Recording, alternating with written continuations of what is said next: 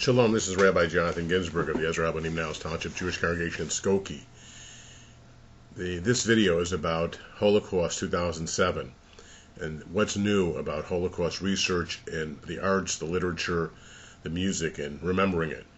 The backdrop of this is a recent decision by England to drop Holocaust teaching from their curriculum because it might hurt the feelings of the Muslim students who've been taught the Holocaust didn't exist.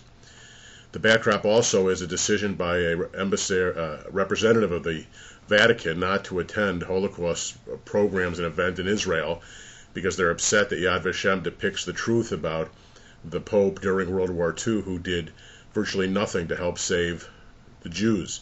He might have done a little bit, but can you imagine if the Pope would have lent his full weight to saying what the Nazis were doing was a cardinal sin and a sin against humanity? Now, the last couple of popes have been much better about recognizing Israel and about denying the lie about Jews killing Jesus, but this recent decision by the Vatican to try and make the Pope a saint after what he failed to do to help save anyone in World War II, especially the Jews, is the backdrop. And finally, we're facing a new Holocaust. The president of Iran openly says he wants to wipe Israel off the face of the map, and he'd like to envision a world without America. And people continue to deal with him like he is some kind of diplomat when he should be shunned as a mass murderer in projection and hope. So what is new about Holocaust research this year? Well, first, there's interesting diary and photo exhibit. Photo exhibit is called The Vanishing World of Polish Jews, and they're pictures making a tour of Jewry before the Holocaust from Poland, innocent pictures of people on a beach and people going about their normal business. And what's particularly startling about this exhibit is that all of these people are dead a few years later in the Holocaust. Elie Wiesel, when he saw this homespun collection, according to the New York Times, told friends, "You want to grab these people and warn them, run away, do something." But of course, most Jews did not perceive the scope of the menace they faced. Soon a new diary will be released. The diary is called The Diary of Peter Gintz, 1941 to 1942. The book is available in stores and online. And it's his diary as a young Czech boy living in Prague in 1941 and what he began to observe, first wearing the star. He's 13 years old, and he wryly amuses in his diary, "When I went to school, I counted 69 sheriffs," the yellow badges. Of course, a very poignant and moving diary about his reminiscence. Then we have a new book out about Argentina. And the book is called The Real Odessa: Smuggling the Nazis to Perón's Argentina. The book, edited in 2002, this book is certainly worth reading about Argentina's complicity in bringing Nazis into Argentina and sheltering them and giving them aid and comfort. Of course, Eichmann was kidnapped out of Argentina by Israelis to come to justice for his mass murder and complicity of 3 million Jews. But this book details so much of Argentinians and Perón's involvement with the Nazis.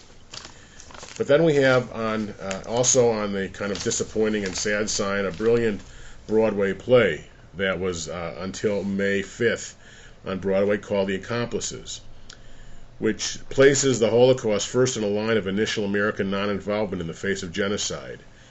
The play seeks to correct, or at least make more complex, the notion of America as a force of pure good in World War II. Of course, the world should be grateful that they entered the war and stopped Nazis, but they could have done so much more, and they abandoned the Jews to turn away the St. Louis and not allow Jews to come here to try and escape the horrible persecution in Europe and left many to die who could have come to safety.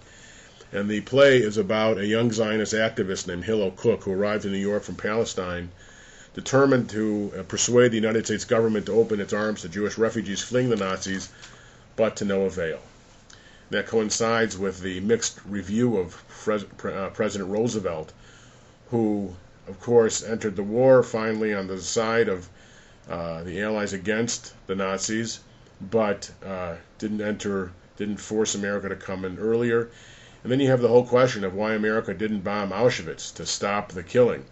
Interesting new research on Senator George McGovern, who was one of the pilots in World War II and strongly advocated bombing Auschwitz. But then you have a new book called Diplomatic Heroes of the Holocaust.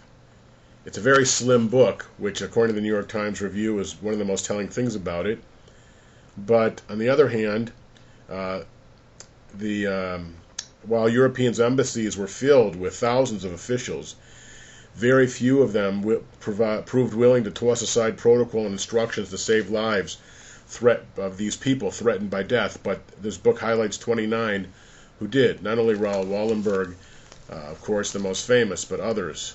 And they go along with the heroes of the Gentiles, Hasidei Umot Ha'olam, the righteous Gentiles who helped save lives.